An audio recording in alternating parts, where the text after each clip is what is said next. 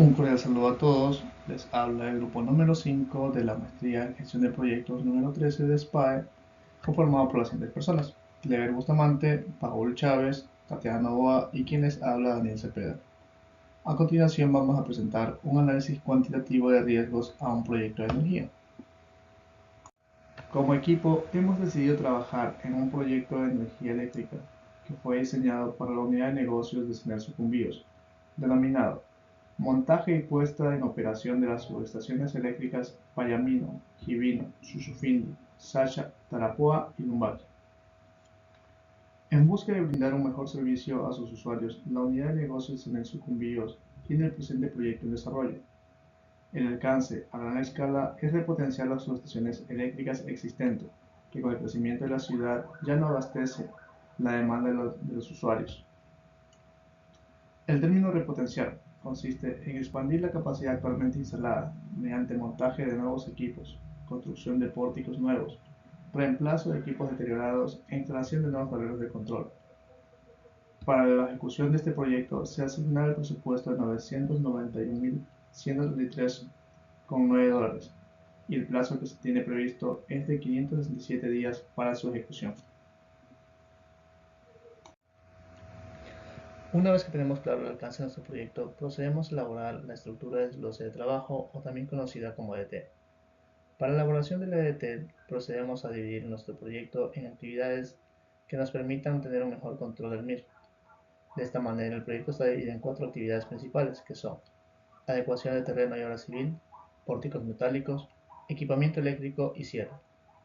Estas actividades principales se pueden subdividir en actividades más pequeñas que nos permitan tener mejor control del alcance del proyecto. Pues de esta manera tenemos que adecuación de terreno y obra civil se subdividen en adquisición de servicios civiles y ejecución de trabajo de obra civil, que son paquetes más manejables. Sin embargo, podemos desglosarlos en actividades más pequeñas todavía. De esta manera, ejecución de trabajos de obra civil se subdivide en desbrose, limpieza de escombros, limpieza de maleza, topografía, excavación, entre otros, las cuales son paquetes de trabajo manejables que nos permiten tener mejor control del grupo de actividades y por tanto del alcance del proyecto. Para el registro de riesgos se han establecido 11 riesgos. Tenemos el riesgo de paralización de las actividades mientras continúa el mal clima, el riesgo de que no exista un sustento legal para continuar las actividades siguientes, la paralización temporal de la obra, el hormigón que no cumpla con las pruebas de dureza o que los pernos se rompan al aplicar un torque solicitado, la normativa que por importación de material eléctrico se establezca, resistividad del suelo mayor al límite permitido, baterías suministradas en el estado que mantienen la carga, mal almacenamiento de equipos eléctricos, paralización por el problema de descalibración del radiómetro y asimismo la falla en los transformadores por la vida útil del aceite eléctrico. Si hacemos una declaración del riesgo, podríamos verificar que por las malas condiciones climáticas y de lluvia se podría producir la paralización de las actividades mientras continúa el mal clima, lo cual podría generar un retraso en el cronograma de las actividades de desbroce. Para estos riesgos establecidos se han determinado dos categorías, la categoría primaria y la categoría secundaria. En la categoría primaria se han establecido las clases ambiental, legal, adquisiciones, montaje e instalación. Asimismo, para la categoría secundaria, el tiempo, el costo, el alcance y para todos se ha enlazado tanto el riesgo con el código de la EDT. Para los riesgos establecidos se ha realizado un análisis cualitativo. Primero, se han establecido las escalas, tanto para la probabilidad como para el impacto. Para la probabilidad la escala varía desde 0,1 hasta 0,9, en intervalos de 0,1 a 0,3, 0,5 a 0,7 y 0,7 a 0,9. Asimismo, para el impacto, un impacto menor de 0,05 hasta un impacto máximo de 0,8. Los intervalos son 0,1, 0,2 y 0,4. Esto se ha definido tanto para los riesgos que están establecidos. En este caso, los riesgos han sido identificados como amenazas. Si observamos el mapa de calor de la figura para el tiempo, observamos que el riesgo que mayor amenaza presenta y también de su análisis de probabilidad de impacto tenemos el riesgo número 6, seguido por el riesgo número 1, riesgo número 7, riesgo número 3 y riesgo número 4. El detalle lo vamos a ver más adelante de cómo se fue establecido por el equipo de proyecto tanto la probabilidad como el impacto para cada uno de estos riesgos. Al observar esta tabla podemos ver el análisis cualitativo para el costo. Tenemos igual las amenazas al analizar la probabilidad de impacto, pues el riesgo número 6 sigue siendo la principal amenaza, seguido por el riesgo número 1, el riesgo número 7, el riesgo número 3 y el riesgo número 4. De igual manera, únicamente se han identificado amenazas. Al observar la siguiente tabla, podemos ver cómo se hizo el cálculo para cada uno de los riesgos para la severidad. Para cada uno de los riesgos se verificó el tiempo y el costo definido en las estimaciones del EDT y para cada uno de ellos con el equipo de proyecto se estableció la probabilidad así como el impacto, tanto en el tiempo como en el costo. Esto fue según el juicio de expertos del proyecto. Una vez definido esto, se estableció ya pues el impacto en tiempo y en costo y la severidad, tomando en cuenta los valores establecidos para probabilidad de impacto. Se hizo los cálculos respectivos y se estableció el valor final tanto para el tiempo y como para el costo. Continuando con la explicación, tenemos la hoja de recursos. En sus pantallas podemos observar la siguiente tabla, la cual nos indica los recursos que se han utilizado para el proyecto que hemos desarrollado. Como podemos observar, se identifica el nombre del recurso que se necesita para hacer el proyecto, que en este caso estaba dirigido al tipo de personal que se utilizó. También tenemos el costo, que ya sea por trabajo o por costo directamente. También se tiene lo que es las iniciales, que es como se pone abreviado al recurso que se utiliza. También tenemos lo que es la capacidad, que es lo que nosotros disponemos para la implementación del proyecto, la tasa por horas de cada uno de los recursos que se utiliza, y básicamente la hoja de recursos nos ayuda a tener un control de los recursos que se disponen y cómo se están utilizando los mismos durante la ejecución de nuestro proyecto. Hola, ¿cómo están? Mi nombre es Clever y voy a compartir con ustedes la explicación de la matriz RASI de nuestro proyecto de energía. Antes de explicarle cómo se desarrolló la matriz RASI, debemos tener en cuenta aspectos fundamentales para la construcción de esta matriz. Primeramente, debemos tener definido cuáles son nuestros recursos en la construcción de nuestro proyecto. Segundo, debemos tener definidos los roles de los actores de nuestro proyecto, es decir, en función quién es la persona que va a aprobar, quién es la persona responsable de cada actividad, quién es la persona que va a verificar y quién es la persona que va a participar. Por eso se llama la matriz RASI. Luego de nosotros tener definido esto, procedemos a montar dentro de nuestra construcción en el Project Charter, tener todos esos recursos, todas esas actividades y comenzar a definir en base a todo lo que se va construyendo en todos los entregables, todos los ojitos y todos los riesgos que van ocasionando dentro del proyecto. Y es así que se va colocando responsabilidades o se van definiendo quiénes son los responsables por cada actividad.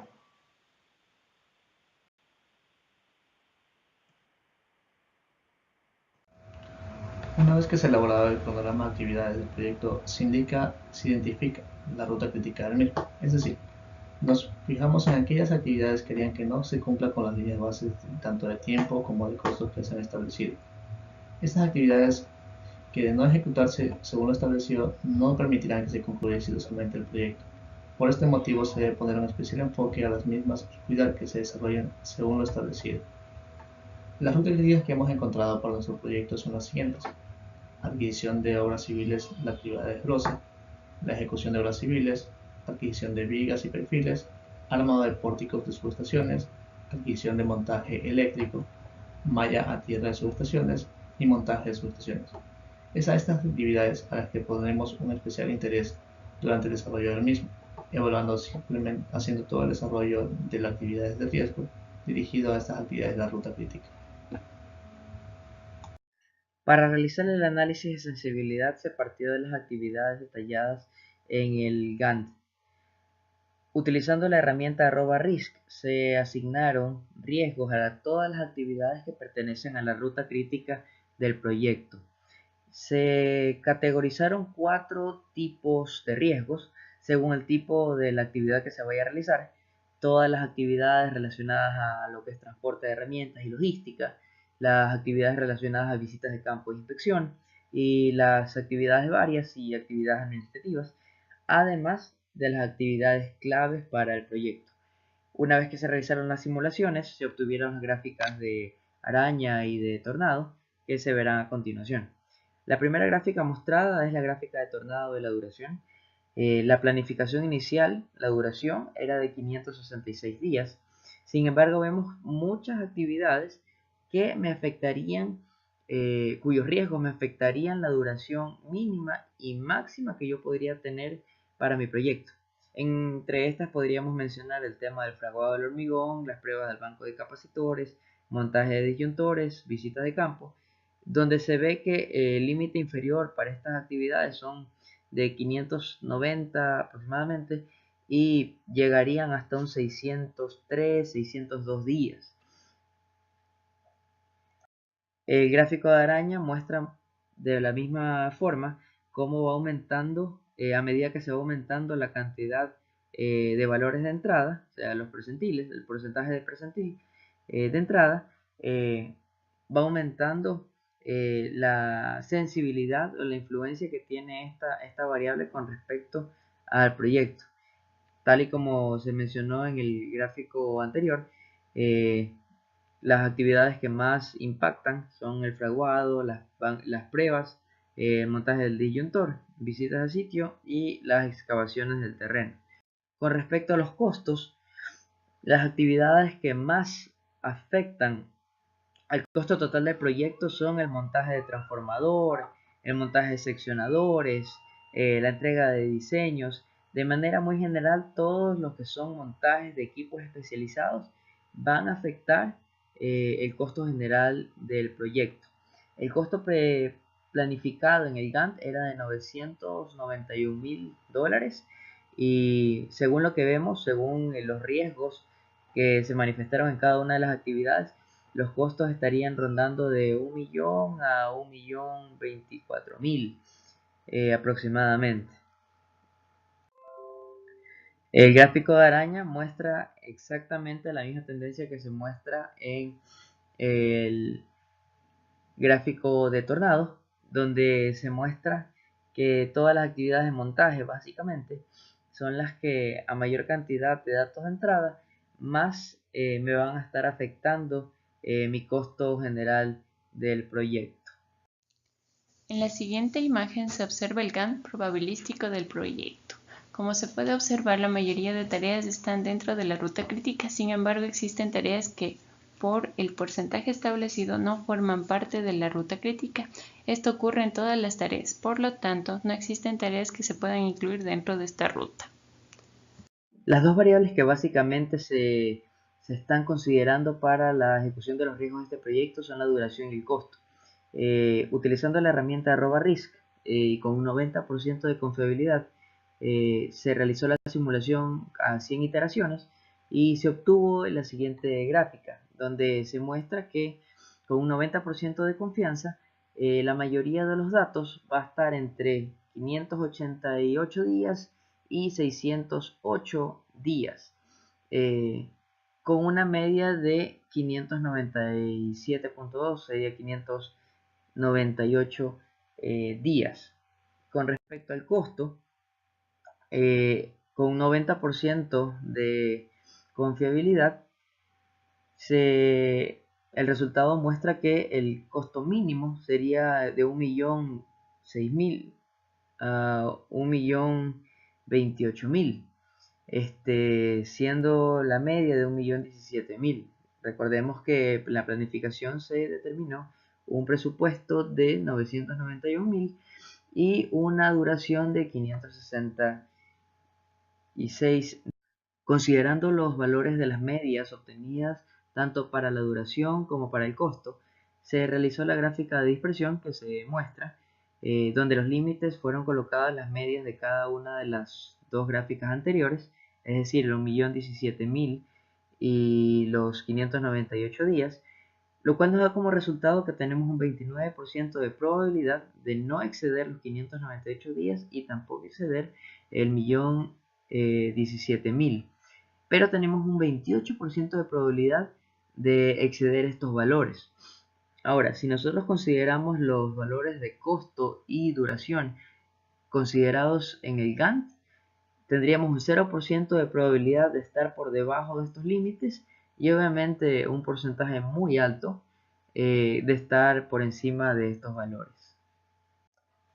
Como se nota, es evidente que hay que considerar planes de contingencia tanto para el costo como para la duración, debido a que si se manifiestan los riesgos, la planificación inicial tanto para costo como para duración va a ser bastante ineficiente. Hola, ¿cómo están? Yo les voy a hablar sobre el análisis de reserva de contingencia. La reserva de contingencia dentro de nuestro proyecto de energía fueron analizadas y determinadas durante toda la planificación del proyecto. Y esta a su vez está entre las escalas de tiempo y costos, para luego de este análisis abordar los impactos, infraestructura, recursos, tecnología, temas como requisitos legales en las adquisiciones o en otros impactos. Como ustedes pueden observar, hemos declarado 11 riesgos. Estos 11 riesgos están con un tipo negativo. Dentro de nuestro análisis hemos determinado lo siguiente. Como peor escenario es que aparezcan estas 11 amenazas y para eso necesitaríamos $45.735 como reserva de contingencia. Dentro que sea como el mejor escenario, hemos determinado que no existan problemas de paralización por problemas de calibración de los radiómetros para el tema de los procesos de control. Entonces, el proyecto nos saldría en 18.616, que sería un valor más económico en comparación al escenario anterior. Teniendo este análisis de estos dos escenarios, nosotros hemos fijado que la reserva de contingencia dentro de todo nuestro cálculo oficial debe ser de $45.735. Este valor está definido por el equipo de trabajo y lo hemos considerado en la línea base del presupuesto. Con esta reserva de contingencia se estaría cubriendo al 100% en el peor escenario que ocurran todas estas 11 amenazas. Conclusiones. Primero, conforme al análisis cualitativo de probabilidad-impacto, se desprende que los riesgos R1, que son las malas condiciones climáticas, lluvias, y el R6, que son las liberaciones de materiales, servicio de aduana, y R11, que son las pruebas electrónicas que no cumplen, son los principales por su efecto sobre el tiempo y costo. 2. Para el proyecto se determina que las tareas que no forman parte de la ruta crítica no tienen una probabilidad significativa de formar parte de ella. 3.